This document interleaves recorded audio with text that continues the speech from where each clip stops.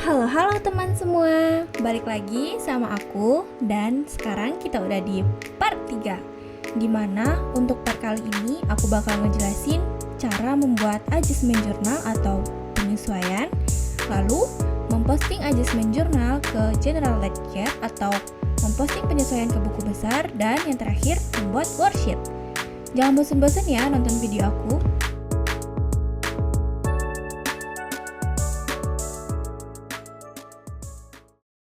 Nah, buat teman-teman yang tanya, kenapa sih buat adjustment journal? Itu tuh gunanya biar kita bisa menyesuaikan transaksi kita yang telah terjadi dengan keadaan sebenarnya. Nah, yang sekarang ini teman-teman bisa lihat di sini ada format dari adjustment journal. Untuk nominalnya, kita ambilnya sesuai yang ada di memo ya, transaksi. Nah, bisa dilihat di sini ada transaksi sebanyak 6 transaksi, lalu ini perusahaan keluarkan bagian pembukuan keluarkan untuk perusahaan. Nah, ini yang pertama persediaan awal 21.060.000 dan akhir 26.445.000. Nah, ini akan kita catat ke adjustment. Untuk akunnya yang pertama, di sini kita bikin income summary. Ini untuk yang persediaan awal ya teman-teman. Nah, income summary. Lalu untuk akun kreditnya di sini kita bikin merchandise inventory atau persediaan barang dagang. Nah, untuk persediaan akhir di sini kita isi dulu persediaan awalnya. Nah, debitnya 21.060.000, lalu kreditnya 21.060.000 juga. Bisa disalin aja. Nah, selanjutnya karena tadi ada persediaan akhir juga yang diketahui, maka kita buat persediaan akhirnya di debit. Lalu di kreditnya income summary seperti di video ya teman-teman. Sini kita tulis dulu income summary. Lalu untuk nominalnya kita masukkan nominal persediaan akhir. Nah, kita bisa salin aja ya, di sini belum pindah ke rupiah. Nah, ini kita edit dulu.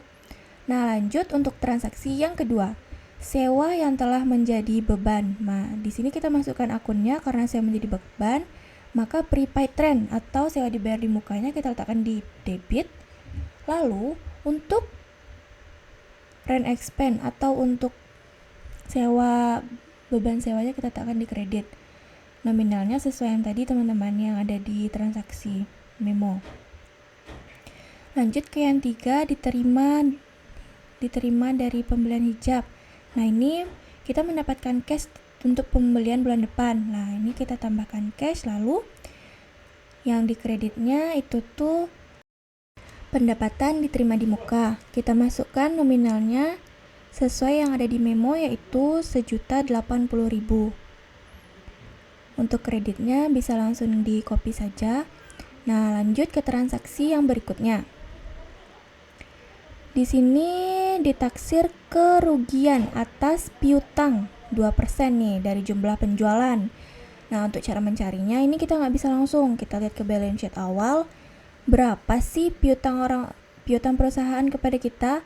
Nah, di sini kan piutangnya 9 juta. Kita taksir berapa kira-kira kita bakal rugi di bulan ini. Lalu ditaksir 2%. Kita kali 2%, nah dapat hasilnya 180. Seharusnya jika ada allowance for bad debt atau taksiran, nah bisa kita kurangi, tapi di sini tidak. Jadi kita langsung masukkan aja 180-nya ya teman-teman, kerugian yang ditaksir tuh. Untuk akun debitnya ini beban. Lalu kita masukkan nominal 180.000. Nah, untuk kerugiannya, taksiran kerugiannya kita letakkan di kredit. Karena saldo nomornya di kredit. Nah, jadi dia bertambah di kredit. Untuk bebannya bertambah dia di debit. Lanjut ke transaksi berikutnya.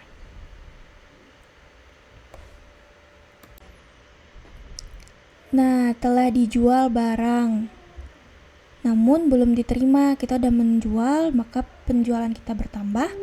Lalu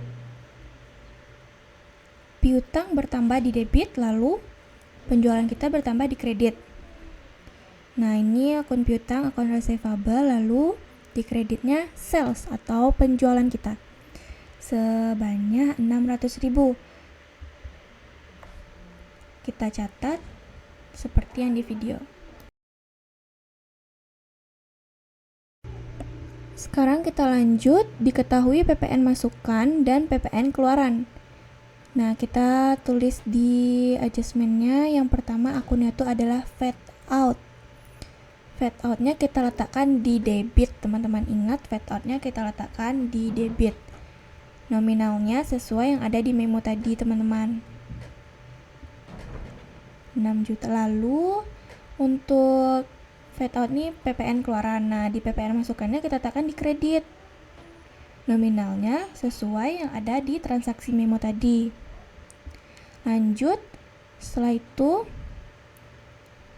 kan di sini nominalnya nggak balance ya teman-teman.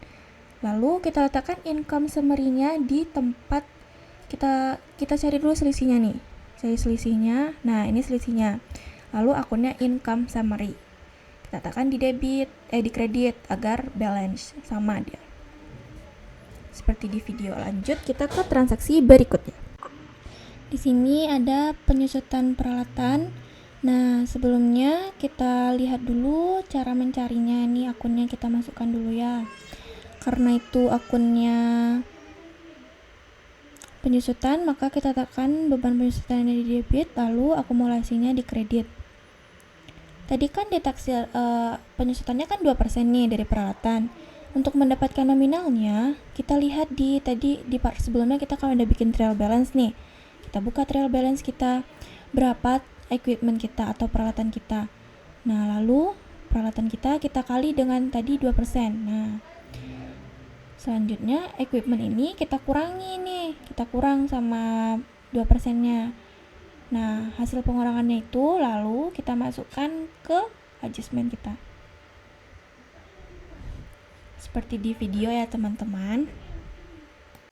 Kita lanjut. Di sini peralatan yang terpakai. Nah, maka peralatan yang terpakai itu kita catat ke adjustment, yaitu supplies expense, beban peralatannya, lalu suppliesnya berkurang di kredit. Nah, kita bikin di sini. Untuk nominalnya kita masukkan nominal yang dari memo tadi ya, teman-teman.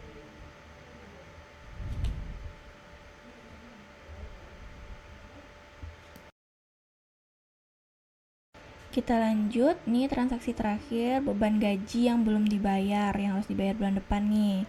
Kita masukkan beban gaji kita, salaries expense. Kita masukkan nominalnya sesuai yang di memo, lalu salariesnya yang dikredit kita letakkan, dan nominalnya sesuai dengan yang ada di memo. Nah, setelah semuanya kita lakukan, kita gunakan rumus sum untuk amount-nya dari awal, dari atas sampai ke bawah. Kita tarik aja ya teman-teman, tapi di sini pakai rumus sum. Nah, ini hasilnya, harus balance. Selanjutnya kita akan memposting adjustment jurnal kita ke buku besar. Ini kita contohkan akun income summary ya teman-teman. Nah, kita lihat di sini income summary kita. Nah, ini contoh buku besarnya teman-teman. Seperti buku besar yang tadi yang part sebelumnya, lalu ini tanggal, description-nya posting, referensinya adjustment page 1, halaman 1.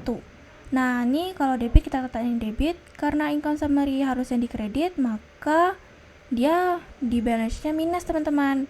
Lanjut di bawahnya, lalu ada di kredit. Nah, rumusnya ini nih, balance dikurang debit ditambah kredit ya teman-teman. Seperti di video, kita bisa lakukan ke akun-akun berikutnya. Selanjutnya, karena udah kita posting buku besar, kita bikin referensinya agar tidak tercatat 2 kali di adjustment tadi. Nomor akunnya 414. Nah, seperti di video. Selanjutnya, ini udah selesai nih, contohnya semuanya udah kita posting, udah kita tandain.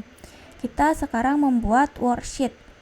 Nah, worksheet di sini aku bakal jelasin. Untuk worksheet ini kepalanya as of ya teman-teman, berakhir pada bulan Oktober. Lalu ini nama akun, ada nomor akun. Nah, untuk trial balance-nya kita dapat dari mana? Kita dapat dari trial balance dari part sebelumnya. Kita salin saja teman-teman. Setelah itu kita salin. Nah, ini trial balance-nya kita salin ke semuanya, seluruhnya. Lalu balik lagi ke worksheet. Di sini ada adjustment juga, journal adjustment. Nah, kita pindahkan saja, kita salin ke worksheet. Nah, ini totalannya semuanya. Ini NSSP atau neraca saldo setelah penyesuaian. Caranya tuh jika di trial balance-nya debit, maka di adjustment-nya debit kita tambah, kita letakkan di NSP-nya debit. Kalau misalnya di trial balance-nya debit, lalu di adjustment-nya kredit, kita kurangi, maka di NSP-nya kita letakkan debit. Seperti itu teman-teman. Ini kayak penjumlah pengurangan gitu loh dari trial balance dan adjustment-nya. Akhirnya tuh bakal gimana itu di NSP ntar perubahannya gitu. Lanjut, aku di sini akan ngejelasin income statement. Income statement diisi untuk akun-akun nominal saja, akun M4, 5, 6 seperti di video. Nah, bedanya dengan balance sheet, ini untuk akun-akun 1, 2, dan 3. Nah, lanjut kita di sini bakal ngelihat ya income summary, income statement sama balance-nya. Nih, kita lihat jika hasilnya berada di income summary, income statement-nya hasil selisihnya ada di kredit dan di balance sheet-nya selisihnya dari debit, maka perusahaan kita loss atau rugi. Nah, seperti di video. Lalu seperti ini. Nah, ini berarti perusahaan kita rugi ya, teman-teman. Rugi Rp5.747.367. Nah, sekian buat part 3. Lanjut ke part